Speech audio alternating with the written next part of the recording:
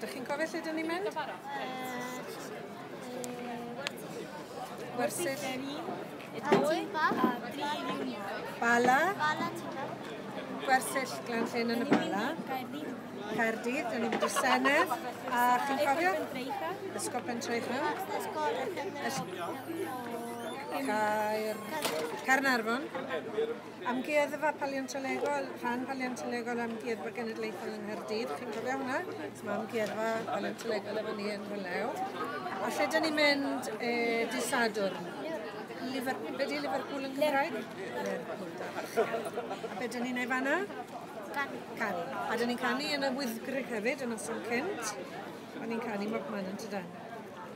Mae'n mynd i fod yn brofiad anhygoel iddyn nhw gael gweld sut mae pobl yn byw trwy gyfrwng Gymraeg. Achos bod ni'n ysgol Gymraeg, dyn nhw ddim yn byw i bywydau trwy gyfrwng Gymraeg o gwbl.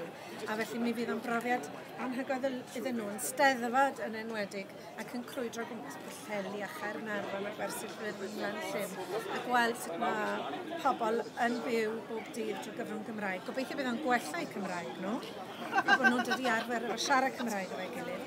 A wedyn, wrth gwrs, cymryd rhan mewn gweithgareddau sydd yn nodi canmlwyddiant a hanner Cymru'n gadael Lerpwl am y wladfa felly.